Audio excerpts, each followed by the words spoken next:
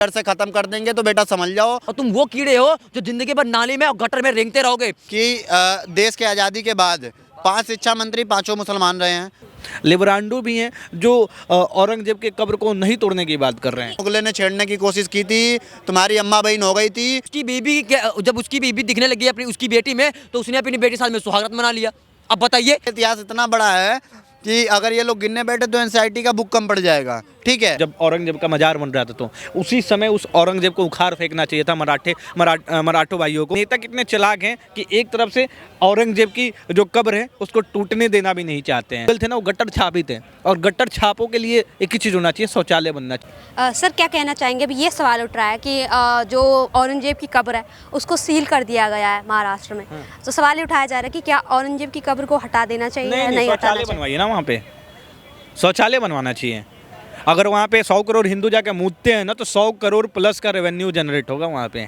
100 करोड़ हिंदू जाके सिर्फ वहाँ पे पेशाब कर देंगे तो 100 करोड़ प्लस का रेवेन्यू जनरेट होगा वहाँ पे। तो उसको तोड़ना क्यों है? वहाँ पे शौचालय बनवाइए। और वैसे भी आपको बता दें कि जो मुगल थे ना वो गट्टर छापी थे, और गट्टर छापों के लिए एक ही चीज़ होना चाहिए, शौचालय बनना चाहिए उनके नाम। अगर मुगल गटर छापते तो भारतीय मुसलमानों को आपत्ति क्यों होती है? अगर मुगल गटर छापते तो हमारे इतिहास में ये क्यों पढ़ाया जा रहा है कि मुगल महान थे? क्या इतिहास गलत है या फिर आपकी धारणा गलत है? आपत्ति उन्हीं को होती है जो मुगल के नाजायज़ औलाद होंगे, और उन्हीं को आपत्ति होती है। जो इस देश से सच्चा प्यार करते होंगे, इस देश को अपना मानते होंगे, उनको आपत्ति नहीं होगी। लेकिन जो मुगलों के नाजायज़ औलाद होंगे, जिनके डीएनए में खोट होगा, वही लोग औरंगजेब को अपना आका मानते हैं। और हो सकता है कहीं ना कहीं, मैं बता रहा हूँ, कुछ हिंदू भी है, लिबरांडो जिसको बोलते हैं, वो हिंदू में नहीं आते, लिबरांडो में आते हैं। लिबरांडो भी हैं जो औरंगजेब के कब्र को नहीं तोड़ने की बात कर रहे हैं। हिंदुओं की बात तो अलग है, लेकिन हमारे कुछ नेता भी हैं जो ये कह रहे हैं कि औरंगजेब की जो कब्र है वो मराठाओं के शौर्य का याद दिलवाती है, उनके बलिदान को याद दिलवाती है, तो नहीं तोड़ी जानी चाहिए। इस पे क्या कहेंगे? अच्छा, एक बात बताओ, किसके शौर्य की कहानी उनका ये कहना है कि जो औरंगजेब की कब्र है वो मराठों के शौर्य और वीरता का प्रमाण है। एक बात बताओ, ठीक है मैं मान लेता हूँ कि मराठों के वीरता और शौर्य का प्रमाण है, तो उस अगर प्रमाण है तो उस कब्र को पूजा क्यों जा रहा है? उस कब्र पे जूते मारने चाहिए ना, जूते मारने का प्रावधान रखे वहाँ पे कि जो भी जाए उस कब्र पे 4 जूते मारे, ऐसा होना चाहिए था ना। ये यहाँ पे दोगली राजनीति तो यहीं पे है कि एक तरफ से दिखाया जा रहा है कि मराठे बहुत महान हैं, और नेता कितने चालाक हैं कि एक तरफ से औरंगजेब की जो कब्र है उसको टूटने देना भी नहीं चाहते हैं। मैं एक चीज़ बोलूँगा, हिंदुओं से एक अनुरोध करूँगा, और सबसे पहले तो एक सवाल मेरा मराठों से है, आप उस समय कहाँ थे जिस समय औरंगजेब का कब्र बन रहा था? वो मराठा भाई हमारे कहाँ थे?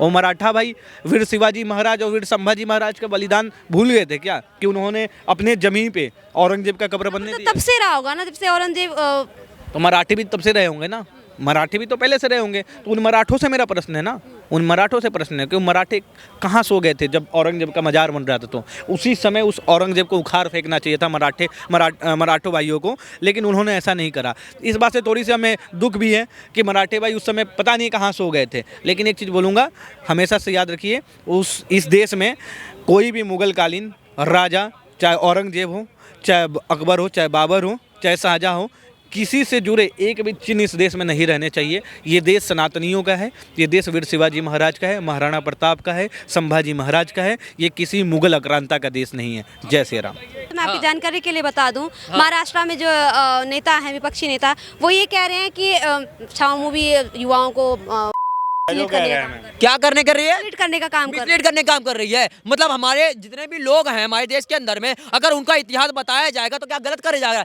हमें किताबों में अकबर महान, बाबर महान और औरंगजेब महान, शाहजहां महान। अब शाहजहां की बात देख लीजिए, शाहजहां ऐसा इंसान था कि अपनी बीवी जब उसकी बीवी मर गई तो उसकी बेटी पैदा, उसका नाम था जहांआरा। अब उसको अपनी बेटी में जो है जहांआरा दिखने लगी। अब उसने क्या किया, जब उसकी बीवी दिखने लगी अपनी उसकी बेटी में, तो उसने अपनी बेटी के साथ में सुहागरात मना लिया। अब बताइए, अब उसके साथ शादी कर लिया उसने। और दूसरी बात यह है कि ये क्या नाम था उसका नाम क्या था? औरंगजेब भैया बड़ा महान आदमी था भैया। उसके महानता मैं बता देता हूँ, अपने बाप को शाहजहां को उठा के जेल में उसने डाला। अब क्या 3 भाइयों को गर्दन उसने काटी, कितनी सारी महिलाओं का रेप उसने किया, घर उसने तोड़े, हमारे देश के अंदर मंदिर उसने तोड़े। कुछ लोग उसका जो है महान बताया जा रहा है। जो लोग होंगे, जो लोग होंगे जो लोग गोबर खाते होंगे, असल में हिंदुओं कुछ लोग गोबर भक्त बोलते हैं, अंधभक्त बोलते हैं, असल में गोबर भक्त वो हैं। और उन लोगों को मैं क्या बोलता हूँ, नाली के कीड़े हो तुम, और तुम वो कीड़े हो जो जिंदगी भर नाली में और गटर में रेंगते रहोगे।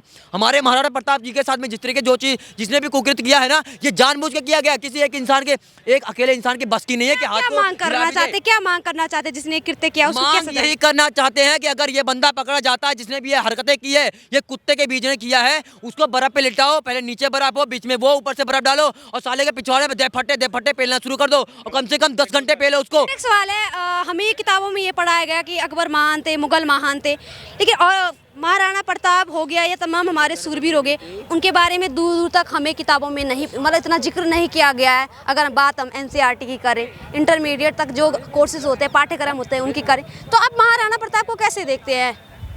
देखिए